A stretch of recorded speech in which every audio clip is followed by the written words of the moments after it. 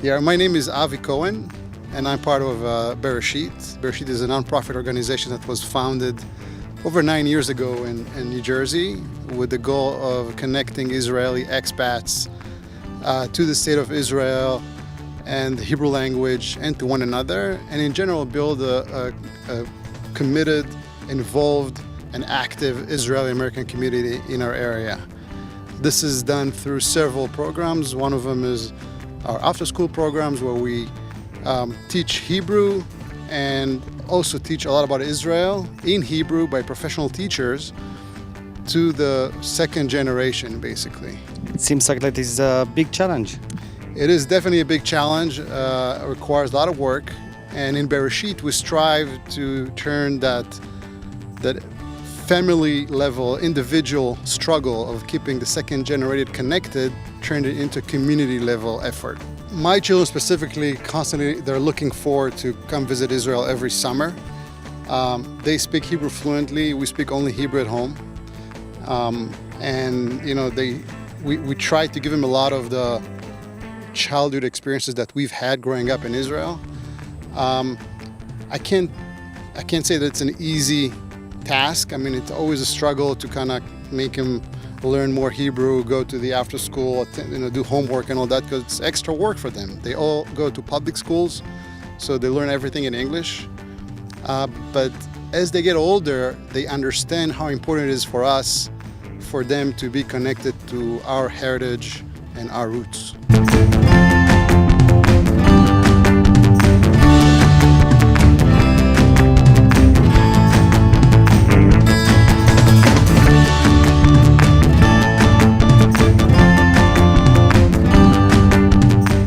My name is Rafael Cohen. I'm from the World Zionist Organization, and I'm working with Israelis in the diaspora. It's very unique. It's the first time we're having a chance and a privilege to bring hundreds of families from Jersey, of Israelis, a congregation called Bereshit, that are working on the identity or developing and strengthening the identity of the Jewish people in Israel, the Israeli identity. And it's a very challenging in Israel, in the overstate. When they come in Israel, we have a chance to have a bonding and to strengthen the identity.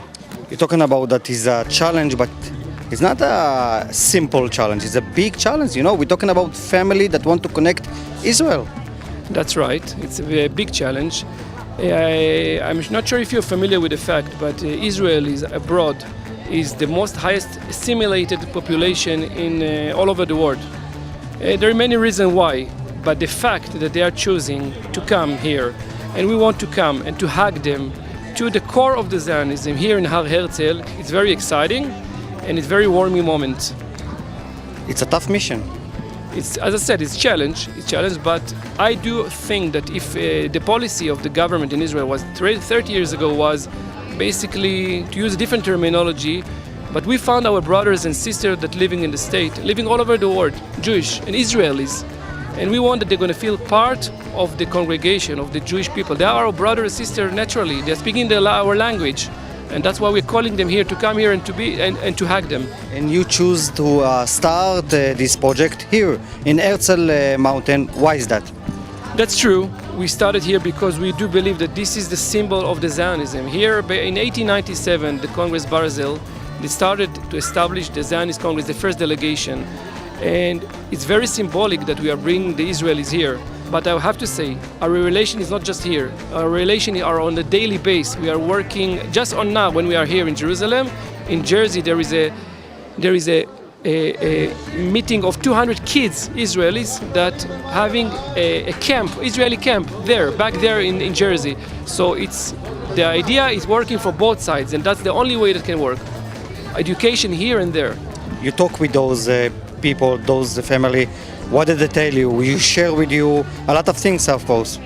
Definitely. They're sharing with me their challenge about how is I knew myself when I was Shaliach, how is the challenge to raise your kid in a public school with willing to give him, you want to give him the kind of childhood that you had when you were a child in Israel. And it's not very simple because challenges in America are different, the global world is different, and the missions that you're having with giving in Hanukkah to being able to celebrate and light candles while you're having the Christmas around you. So it's challenging, that's right. What's the vision? What's the challenge, the big challenge? So again, I think the biggest challenge is to get as many families as possible involved in this community-wide effort. And we're constantly working on expanding the number of people who participate in Bereshit activities. We currently reach around 3,000 people in New Jersey and a bit of New York area. Like I said, the organization is built on volunteering. So we have over 70 people who volunteer as part of the organization. They sit in different committees that deal with different activities and programs throughout the year. So our challenge is to reach out for those people. When you are educating the kids, when you educate them for the love for Israel, at the end you will find that at the end of the day you're going to come to Tzabar, they will join to the army. If they're not going to be there, they're going to be a good ambassador for Israel. In any way, this hug for our brothers and sisters abroad, it's a win-win for Israel. Fire, thank you very much. It's our pleasure, my pleasure, and I'm inviting you all to come. Thank you.